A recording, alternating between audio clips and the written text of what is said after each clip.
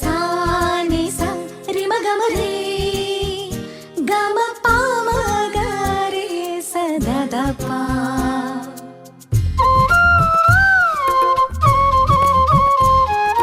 புல்வெளி பெய்யும் சாரலை போல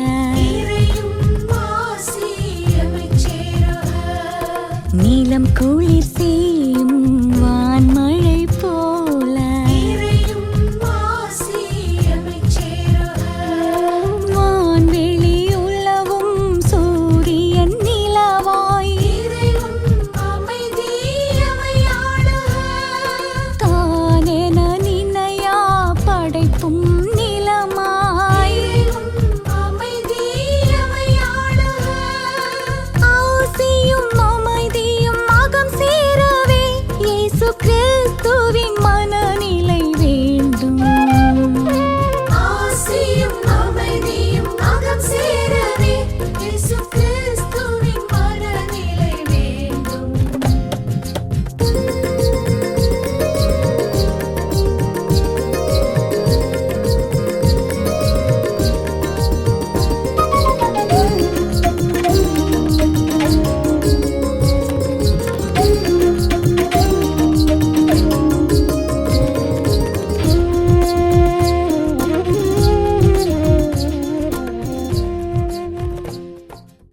தந்தை மகன் தூயாவியாரின் பெயராலே ஆமேன். ஆண்டவர் இயேசு கிறிஸ்துவுக்குள் வாழுகின்ற அருமையான என் சகோதர சகோதரிகள் அனைவரையும் மரியாவிஷன் சார்பாக வாழ்த்தி வரவேற்பதில் மகிழ்ச்சி அடைகின்றேன். திருவருகை காலத்தினுடைய 4வது வாரத்தில் நாம் இருக்கின்றோம். திருவருகை காலத்தினுடைய 4வது ஞாயிற்றுக்கிழமையிலே நமக்கு ஆண்டவர் கொடுக்கின்ற செய்தியானது நம்மோடு கடவுள் வாழ்கின்றார், நம்மோடு வாழ்கின்ற கடவுள், நம்மோடு வாழ்கின்ற கடவுள் என்ற மைய சிந்தனையிலே நாம் சிந்திக்க இருக்கின்றோம், தியானிக்க இருக்கின்றோம். இந்த இறை வார்த்தையானது மத்தேயு நற்செய்தி பிரிவு 1:18 முதல் 24 வரை உள்ள இறை வார்த்தைகளாக இருக்கின்றன. இயேசு கிறிஸ்துவின் பிறப்பை ஒட்டிய நிகழ்ச்சிகள், அவருடைய தாய் மரியாவுக்கும் யோசேப்புக்கும் திருமண ஒப்பந்தம் செய்யப்பட்டிருந்தது. அவர்கள் கூடி வாழுமுன் மரியா கருவுற்றிருந்தது தெரிய வந்தது. அவர் தூயாவியால் கருவுற்றிருந்தார். அவர் கணவர் யோசேப்பு நேர்மையாளர். அவர் மரியாவை இகழ்ச்சிக்கு உள்ளாக்க விரும்பாமல் மறைவாக விலக்கிவிட திட்டமிட்டார். இவ்வாறு அவர் சிந்தித்து கொண்டிருக்கும் போது ஆண்டவரின் தூதர் அவருக்கு கனவில் தோன்றி, யோசேப்பே, தாவீதின் மகனே, உன் மனைவி மரியாவை ஏற்றுக்கொள்ள அஞ்ச வேண்டாம். ஏனெனில் அவர் கருவுற்றிருப்பது தூயாவியால் தான். அவர் ஒரு மகனை பெற்றெடுப்பார், அவருக்கு இயேசு என பெயரிடுவீர். ஏனெனில் அவர் தம் மக்களை அவர்களுடைய பாவங்களிலிருந்து மீட்பார் என்றார். இதோ கன்னி கருவுற்று ஒரு ஆண்மகவை பெற்றெடுப்பார், அக்குழந்தைக்கு இம்மானுவேல் என பெயரிடுவீர் என்று இறைவாக்கினர் வாயிலாக ஆண்டவர் உரைத்தது நிறைவேற இவையாவையும் நிகழ்ந்தன. இம்மானுவேல் என்றால் கடவுள் நம்முடன் இருக்கிறார் என்பது பொருள். யோசேப்பு தூக்கத்திலிருந்து விழித்தெழுந்து ஆண்டவரின் தூதர் தமக்கு பணித்தவாறை தம் மனைவியை ஏற்றுக்கொண்டார். கிறிஸ்து வழங்கும் நற்செய்தி. கிறிஸ்துவை உமக்கு புகழ். இறையேசுவுக்குள் வாழ்கின்ற அருமையான என் சகோதர சகோதரிகளே, இம்மானுவேல் என்றால் கடவுள் நம்மோடு என்ற அர்த்தத்தை நாம் அடிக்கடி சிந்திக்கின்றோம், தியானிக்கின்றோம், ஜெபிக்கின்றோம். இம்மானுவேல், கடவுள் நம்மோடு நம்மோடு நம்மோடு நம்மோடு என்று சொல்லுகின்ற பொழுது கடவுள் நம்முடன் வாழ்கின்ற கடவுளாக இருக்கிறார். நம்மோடு வாழ்கின்ற கடவுள் என்பதைத்தான் நாம் இன்று அதிகமாக ஆழமாக அழுத்தமாக சிந்தித்து கொண்டிருக்கிறோம். எனவே கடவுள் உலகத்தை படைத்தவன், மனிதனை படைத்தவன், மனிதனோடு வாழ்கின்றார். ஆதாம் ஏவாளுடைய காலம் தொடங்கி இன்றும் வாழ்ந்து கொண்டே இருக்கின்றார்.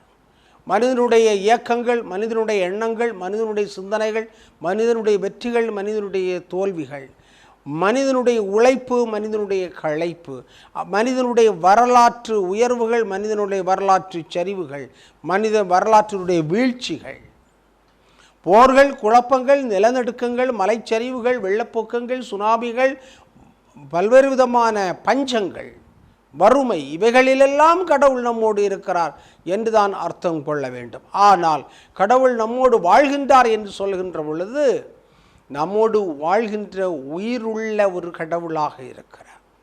உயிரோடு வாழுகின்ற கடவுள், உயிரோடு வாழ்கின்ற கடவுள், உயிரோட்டம் உள்ள கடவுளாக இருக்கிறார். அவர் வாழ்கின்றவருடைய கடவுளாக இருக்கின்றார், வாழும் கடவுளாக இருக்கின்றார். நாம் வாழ வேண்டும் என்று அழைக்கின்ற கடவுளாக இருக்கின்றார். ஒரு தாய் தன்னுடைய பிள்ளையை பெற்றெடுக்கின்ற பொழுது பெற்றெடுப்பதற்கு முன்னும் அந்த குழந்தையோடு வாழ்ந்த தாய் பெற்றெடுத்த பின்னும் அந்த குழந்தையோடு வாழ்கின்றார்.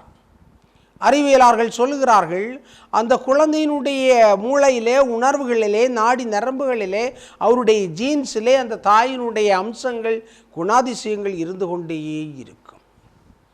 அப்படி என்றால் அந்த குழந்தை அந்த தாயோடு வாழ்ந்து கொண்டே இருக்கிறது, அந்த தாய் குழந்தையோடு வாழ்ந்து கொண்டே இருக்கிறார் என்று அர்த்தம். எனவேதான் கடவுள் நம்மோடு வாழ்கின்றார், கடவுள் நம்மோடு வாழ்கின்ற கடவுளாக இருக்கிறார் என்று சொன்னால் அவர் உயிர் ஓட்டமுள்ள ஒரு கடவுளாக இருக்கிறார்.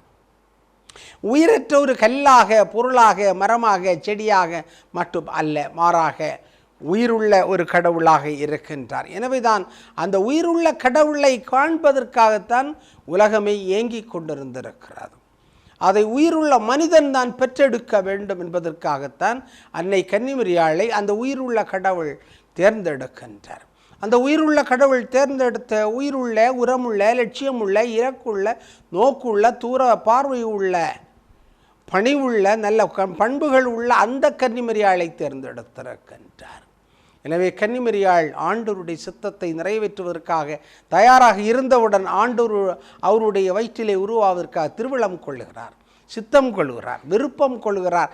எனவே தூயாவினுடைய ஆற்றலால் அந்த குழந்தையானது அன்னை கன்னிமரியாளுடைய வயிற்றிலே உருவாகின்றது. இதே நேரத்தில் அவருக்கென்று ஒப்பந்தம் செய்யப்பட்ட யோசேப்பு நேர்மையாளர், உயர்ந்தவர், நல்ல ஒரு அரச குடும்பத்திலே பிறந்தவர். அவர் என்ன செய்கின்றார்? அவளை அவமானப்படுத்தக்கூடாது, அசிங்கப்படுத்தக்கூடாது என்பதற்காக மறைவாக விலக்கிவிட வேண்டும் என்ற சிந்தனையிலே இருக்கின்றார். ஆனால் கடவுளுடைய திட்டம் இந்த சிந்தனை சற்று திசை திருப்பி விடுவதை பார்க்கிறோம். அஞ்ச வேண்டாம், பயப்பட வேண்டாம், கவலைப்பட வேண்டாம், துன்புற வேண்டாம், தோல்வி என்று நினைக்க வேண்டாம், ஏமாற்றப்பட்டு விட்டாய் என்று நினைக்க வேண்டாம். மாறாக கடவுளுடைய ஏற்றமுக்கு அந்த செயல்பாடுகளை இட்டு செல்வதற்காக அழைக்கப்பட்டவர் அந்த கன்னிமரியாள். எனவே தூய ஆவியால் அவர் மகனை பெற்றெடுப்பார். அவருக்கு நீங்கள் இம்மானுவேல் என்று பெயரிடுவீர்கள். இம்மானுவேல் என்றால் கடவுள் நம்மோடு என்று. கடவுள் உம்மோடு இருக்கிறார், அன்னை மரியாளோடு இருக்கிறார், கடவுள் நம்மோடு இருக்கிறார், நம்மோடு வாழுகின்றார் என்பதுதான் அதனுடைய அர்த்தமாக இருக்கிறது. எனவே இன்றைய உலகச் சூழலை பார்க்கின்ற பொழுது காசா பகுதியில் மக்கள் இன்று வாழ்வதற்காக போராடி கொண்டிருக்கிறார்கள். உக்ரைன் பகுதியிலே போராடி கொண்டிருக்கிறார்கள், பல்வேறு இடங்களிலே போராடி கொண்டிருக்கிறார். ஆப்பிரிக்கா நாடுகளில் இன்னும் வறுமைக்கு எதிராக போராடி கொண்டிருக்கக்கூடிய மக்கள் இருக்கிறார்கள்.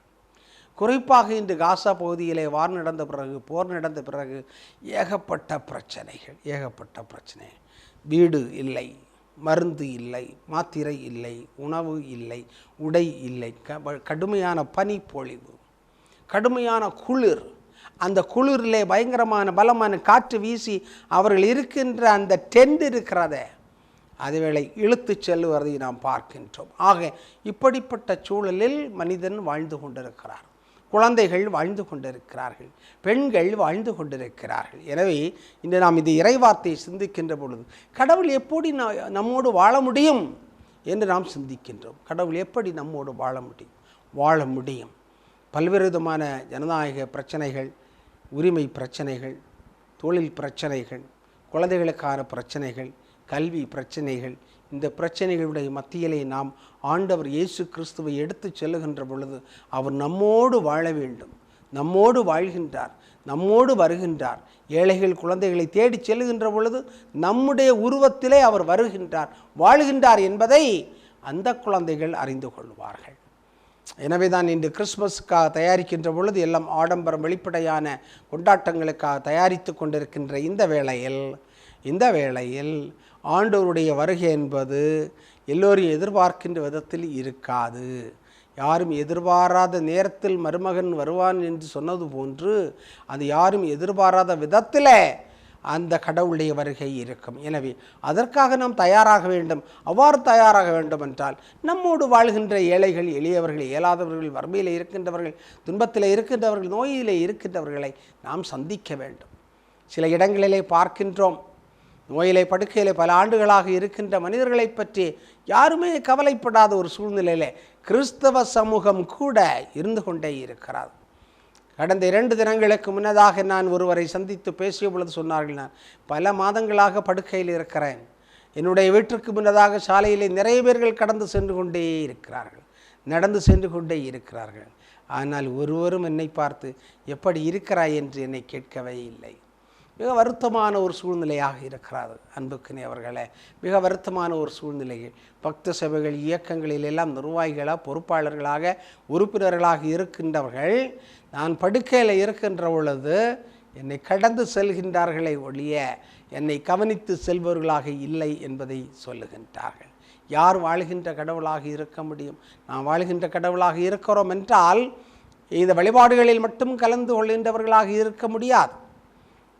இந்த உடன் இருக்கின்ற ஒரு உறுப்பினரை பார்ப்பதற்கான உள்ளம் இல்லை என்றால் நம்மிடத்திலே கடவுள் வாழ்கின்றாரா என்பதுதான் கேள்வி. கடவுள் நம்மிடத்திலே வாழவில்லை என்றால் இம்மானுவேல் என்று சொல்லுகின்ற நம்மோடு வாழும் கடவுள் என்று சொல்லுகின்ற அர்த்தத்தை நாம் இன்னும் புரிந்து கொள்ளவில்லை என்பதுதான் அர்த்தமாகின்றது. பிறக்க இருக்கின்ற ஆண்டவர் இயேசு கிறிஸ்துவுடைய பெருவிழா நமக்கு இந்த நல்ல எண்ணங்களை தர வேண்டுமாய் வாழ்த்துகின்றேன்.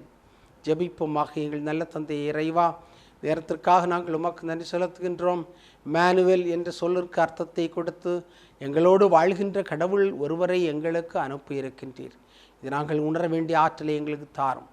தூய வளனார் ஆண்டவருடைய திட்டத்திலே அழைக்கப்பட்டவர் என்பதை அறிந்து கொண்டார், புரிந்து கொண்டார், தெரிந்து கொண்டார். எனவே ஆண்டவருடைய திட்டத்தை நிறைவேற்றுவதற்காக தன்னைத்தானே தாழ்த்தி கொண்டார், மாற்றி கொண்டார். அதுபோன்று நாங்களும் உடைய திட்டத்திற்கு ஏற்ற ஒரு வாழ வேண்டிய ஆற்றலை தாரும். ஆமேன். தந்தை, மகன், தூயாவின் பெயராலே ஆமேன்.